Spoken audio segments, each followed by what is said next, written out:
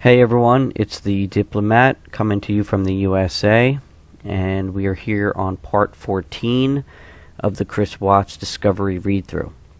And we last finished off on page 249, which was a supplemental from Officer Baumover regarding evidence. Now, as I left off in the last video, I want to give fair warning of the following information that's to come.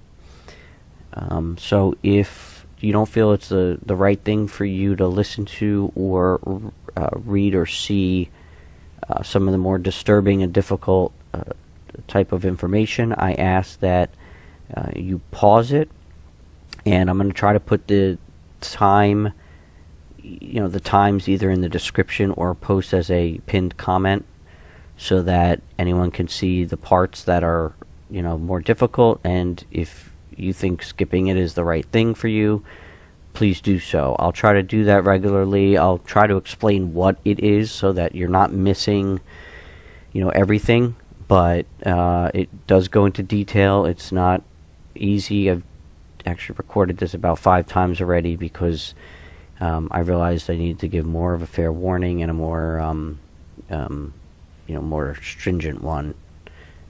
Just because the nature of this kind of stuff. So, so otherwise, we'll get moving into page 250. That's evidence, again, chain of custody from the Office of the Coroner, Weld County.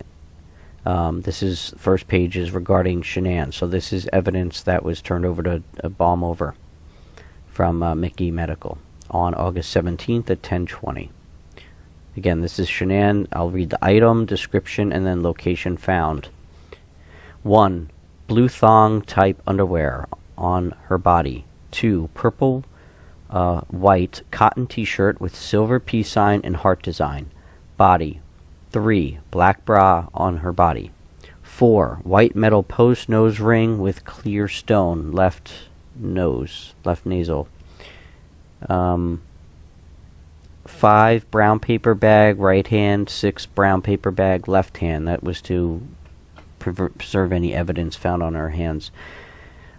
7. Sheet, body bag. 8. Fingernails, right hand. 9. Fingernails, left hand. 10. Palmar swabs, right hand. 11. Palmar swabs, left hand. The following items don't have a location found, but that is 12 face swabs, item 13, anterior neck swabs, 14, control swabs, 15, x-ray disc, 16, DNA card, CBI, 17, fingerprints, 18, anterior neck swabs, clean, 19, fetus, CBI, location found, mom.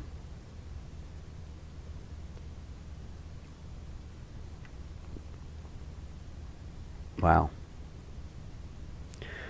Page 251. I told you this wasn't easy.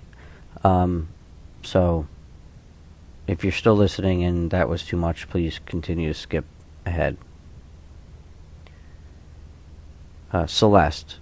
1. White underwear, Minnie Mouse. 2. Pink oil-soaked t-shirt. 3. Face swabs, dirty. 4. Face swabs, clean. 5. Anterior neck swabs, dirty. 6. Anterior neck swabs, clean. 7. Oral swabs. 8. Vaginal swabs. 9. DNA card. 10. X-ray disc. 11. Control swabs. 12. Skin from right and left hands. 13. Diaper destroyed. And here's Bella. 1. Pink pajama top with heart and butterfly design. Body. 2. Oil-soaked underwear, body. 3. Face swabs, clean. 4. Anterior neck swabs, clean. 5. Anterior neck swabs, dirty. 6. Face swabs, dirty. 7. Oral swabs. 8. Vaginal swabs. 9. Left palmar swabs. 10. Right palmar swabs. 11. Left hand fingernails clippings. 12. Right hand fingernail clippings. 13. Control. 14. DNA card. 15. X-ray disc. Discovery page 253. Now this is Boulder County Sheriff's Office, Officer Catherine Tkach on August 14th, 2018.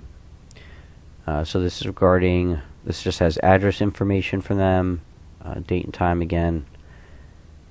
So we will go into, it lists the persons here, Shanann, Christopher, and the officer themselves.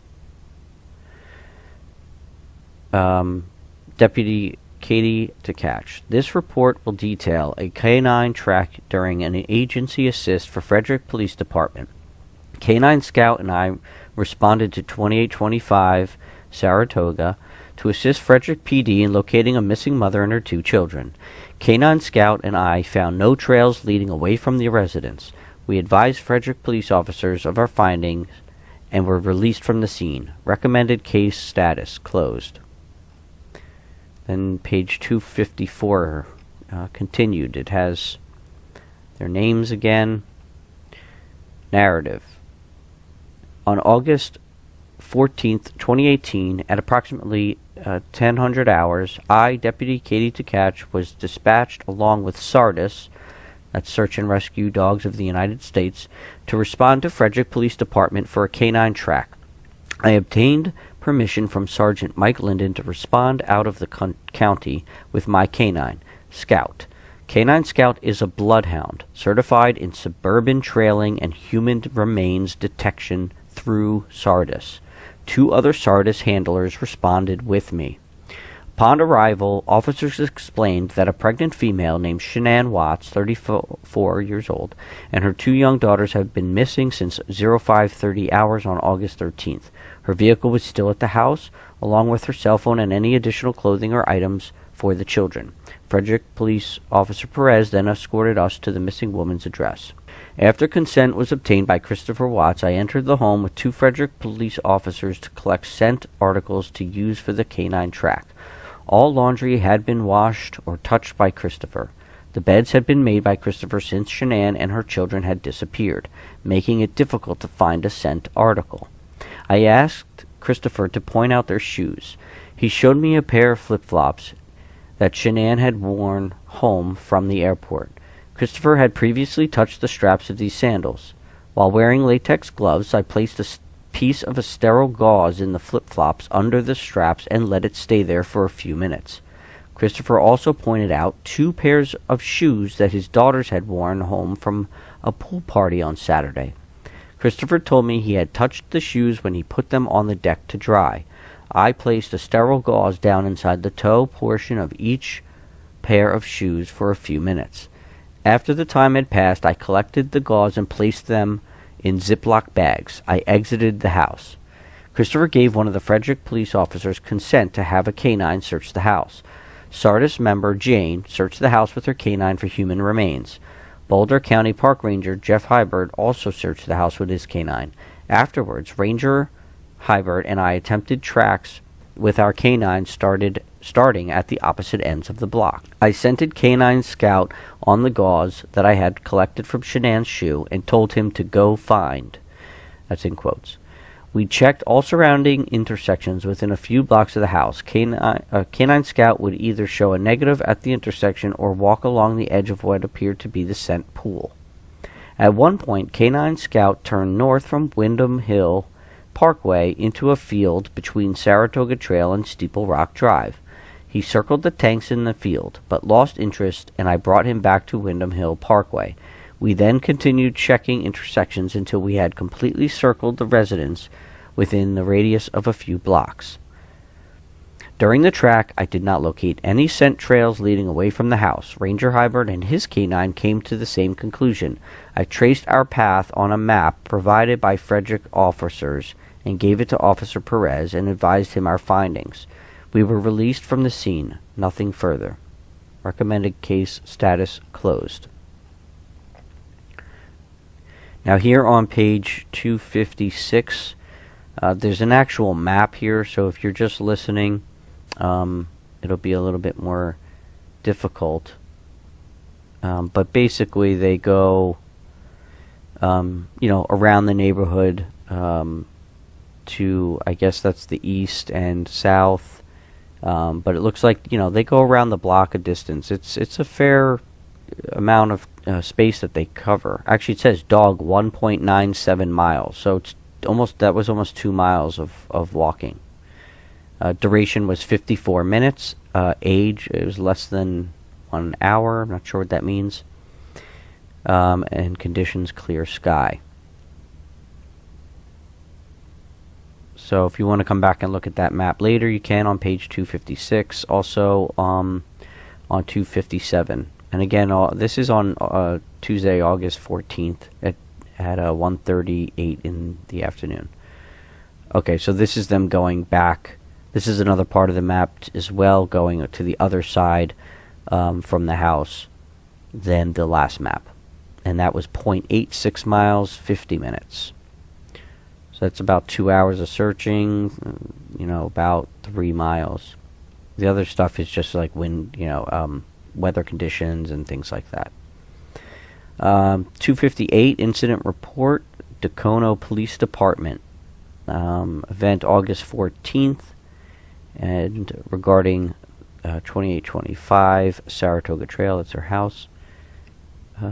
This is an assist of other agency regarding Christopher Watts, written by Jackie Boyer on August 15th. It was written. She writes, on August 14th, 2018, I assisted Frederick Police Department by downloading the phone of Christopher Watts. Frederick Sergeant Albert brought the phone over. Sergeant Albert stated that they had permission to search the phone and that he would send a copy over at a later date. I used the Sustain equipment provided by the Dacono Police Department. The download began at 21:17 hours and was completed at 21:33 hours. I saved the report onto a thumb drive that was given to Sergeant Albert. I did not review or interpret the information for him. And then supplemental narrative by Jesse Lambert on August 23rd this was written. Wait, I don't know how that's possible, because then it goes on to say August 25th.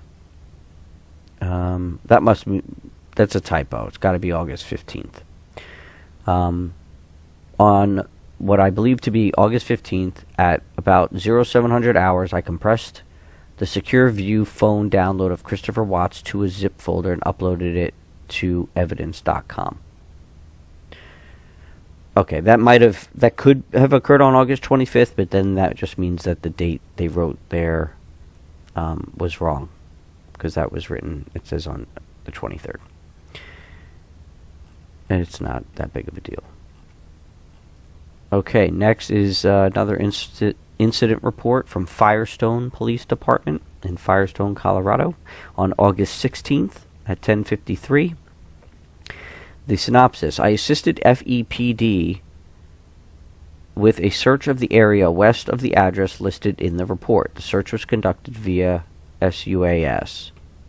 And then it just lists, everyone's names there: Shanann, Chris, Bella, and Celeste, and their personal information. Next is narrative written by William DeWitt on 8/16, same police department. On the morning of August 14th at approximately 9:30 a.m., I, Corporal DeWitt, was contacted by Sergeant Bedsall with the Frederick Police Department via telephone. Bedsall requested that I conduct a search with our small unmanned aerial system. Oh, okay, this is what they're doing, not the dogs. This is the drones, I guess. Of the area west of 2825 Saratoga, which is located in the town of Frederick, County of Weld, and State of Colorado, for a missing female and her 2 daughters. Bedsall advised me that a pregnant mother, Shanann, and her 2, 3, and 4-year-old daughters, Celeste and Bella, were missing from the residence and had been missing since Monday afternoon. Bedsall advised that Shanann had not taken a vehicle and her purse, phone, and wallet were still at the residence. Bedsall advised that Shanann and her husband, Christopher Watts, had been civilly discussing divorcing and had an emotional discussion, in quotes, the night before she and the kids went missing. I responded to the intersection of Summit Lane and Billings Avenue and set up SUAS Matrix 1 and completed the UAV mission checklist. I deployed Matrix 1 and searched the area between Highway 52 on the south, Weld County Road, WCR 5 on the west, and the west side of Windham Hill subdivision, and approximately Holly Street on the north. I flew at various altitudes and started by flying north to south and moving in increments to the west. That allowed me to overlap the areas I already searched. I then flew random patterns focusing on the canal, ditches, and bodies of water in the search area. I was unable to locate anything in the search area that appeared to be related to Shanann, Bella, or Celeste. I contacted Bedsall and advised them on my findings. No further action at this time. Next page, 262, Incident Report, also Firestone Police Department, dated August 20th at 13:30. This is also William DeWitt. Synopsis: Assist Frederick Police Department with searching well site near Rogan with SUAS. So this is when they did the drone over the oil tanks. Just lists their names again with personal information, and then here's the narrative by William DeWitt. On August 15th, 2018, at approximately 2 p.m., Commander Borders and myself, Corporal DeWitt, met with Agent Matt Saylor and Agent Greg Zentner from the Colorado Bureau of Investigation, and a representative from Anadarko, Luke, at the Love's truck stop in Hudson, Colorado. We were requested by Commander Dave Egan with the Frederick Police Department to assist in searching the area around an oil well site located at latitude 40.2 and longitude negative 104.3, which is located in County of Weld and State of Colorado, with our small unmanned aerial system, SUAS, for anything that might be related to the disappearance of Shanann Watts and her two daughters, Celeste and Bella Watts. Luke led us out to the site, and Greg confirmed that we had permission from Anadarko to search the area. Greg advised us that on the morning before Shanann, Celeste, and Bella were reported missing, Christopher Watts had come out to the well site for work, which had been confirmed with the GPS in his work truck. When we arrived at the site, Luke explained the layout of the site. The site was surrounded by barbed wire fence, and the main site was within that fence. On the south side of the site was the well. To the northeast of the well was a separator, and to the northwest of the separator was a small tank that was open on top with a net over it that held water, and two larger tanks that were directly to the west of the water tank that held oil and water. Luke explained the water in the smaller tank was removed from the larger tanks as the oil and water separated, leaving primarily oil in the large tanks. Myself and Borders set up Matrix 1, and Borders completed the UAV mission checklist. Borders piloted the SUAS first and started by taking overall photos of the area and the oil well site. Borders then began a systematic search inside the fenced area and started by flying over the south side of the site. Within a few minutes, Borders discovered what appeared to be some type of white cloth fabric in the field to the south of the site. Borders hovered over the white fabric and requested I walk out to where the fabric was to see if I could determine what it was. As I was walking south towards the material, I came across an area where the ground had visibly been disturbed, as if somebody had been digging there. I pointed out my findings to Saylor. At that time, Borders requested that we come back to the vehicle, as he had been able to get close enough to the material to identify it as a bed sheet. Greg advised us that during their search of the Watts residence that morning, there was a fitted sheet that was missing from a bed sheet set that was found in the trash. I advised Greg of the area that we had discovered where the ground was disturbed. So as early as August 15th at around 2 p.m., they had found that where he had dug. Took control of the SUAS and photographed the well site from the south, incorporating the sheet and the disturbed ground into my photographs. I also took close-ups of the disturbed ground and located the head of rake in the dirt. I later located the handle of the rake to the east of the disturbed dirt. So that was, I guess, used to mark where it was for Chris. Borders and Saylor went out into the field to verify that the item was a sheet. They approached the sheet by circling around the fence line to the south from the west, and approached the sheet from the south. They were able to confirm it was a sheet and also located two black garbage bags with red drawstrings in the field near the sheet. After identifying the sheet, they came back to the vehicles the same way they went in. Later, Sailor, Borders, and myself went out into the field by circling around the fence line to the south from the west and approached the sheet from the south again. Sailor confirmed the pattern on the sheet, matched the pattern from the Watts residence, and that it was a fitted sheet, which was the type of sheet missing from the Watts residence. While we were waiting for further directions, Sailor came over and advised us that Christopher had confessed to killing Shanann, Celeste, and Bella. Sailor advised that he had disposed of the bodies somewhere in the area of the well site we were at. Later, Sailor brought over his cell phone and showed Borders and myself one of the pictures I had taken with the SUAS showing the disturbed ground and well site in it. Sailor told us that Christopher had marked on the picture where he had disposed of the bodies. The disturbed ground had initials written on it, and each storage tank had initials written on them. Sailor stated Shanann was buried where the ground was disturbed, and Celeste and Bella's bodies were each inside one of the tanks. Borders redeployed the SUAS and photographed the oil storage tanks where Celeste and Bella's bodies were presumed to be. CBI's crime scene unit arrived on scene and requested that we take more photos of the oil storage tanks and a video of the entire scene. I redeployed the SUAS and photographed the oil storage tanks from various angles, and then recorded a video showing the site from a 360-degree view and close-ups of the major areas of interest. That concluded the use of the SUASs at the well site. All photographs have been attached to this report and saved in our digital evidence folder. The video was not attached to this report due to its size. The CBI's crime scene unit later requested assistance when they were exhuming what was presumed to be Shanann's body from the shallow grave. I assisted by moving sand and dirt away from the edges of the dig site as they unearthed the body. I had no further participation at the scene once the body was removed from the shallow grave. No further action taken at this time. So, clearly Chris had planned on coming back there, for sure.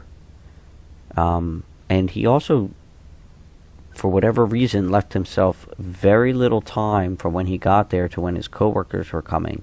And he must have been rushing, considering he left, bed sheet out in the open and 2 garbage bags. It was clear that the dirt had been bothered, and at least leaving the sheets and stuff like that out would be silly. So I just can only conclude he didn't have a lot of time, and he was rushing. Supplemental narrative by Bryce Borders, date written August 22nd. On 8/15/18, at approximately 0900, I was asked by Sergeant Ian Albert of the Frederick Police Department if we could deploy our UAS in the area of an oil gas well site for photos and to search for anything related to their missing persons case. I advised we could, and Sergeant Albert said they would call later in the day when they are ready. At approximately 13:30 hours on August 15th, I was contacted by Commander Dave Egan of the Frederick Police Department regarding the use of our UAS at the oil gas site. Commander Egan advised me to meet 2 Colorado Bureau of Investigation agents and an Anadarko representative at the Love's gas station in Hudson, and we would caravan to the oil gas site north of the town of Rugen. I asked Commander Egan if permission from the controller of this particular property had been granted. I was advised Anadarko is the controller of this property, and they had granted permission to do so. On scene of the oil gas site, the Anadarko representative Luke explained they control the pad site and the property surrounding the pad encircled within a barbed wire fence. UAS Matrix 1 FAA registration numbers, that gives some numbers and letters, was assembled for use. Initially, I took photos of the oil gas site, see attached. Afterwards, I began a systematic search of the property encircled in the barbed wire fence area south of the main pad site. I observed an object that didn't match the color of the surrounding terrain. I maneuvered the UAS lower to observe the object and identified the object as a bed sheet. After the discovery of the sheet, I landed the UAS. Myself and Agent Sailor with the CBI approached the sheet on foot from the southernmost point of the fence to observe the sheet. While doing so, we observed 2 black trash bags in close proximity to the sheet. Later, myself and Agent Sailor approached the sheet again from the same direction as before, to compare the pattern of the sheet to a photo Agent Sailor had from the sheets in the Watts home. The sheet pattern in the photo matched the pattern of the sheet at the oil gas site. I then remained on scene to assist in exhuming the presumed body of Shanann Watts.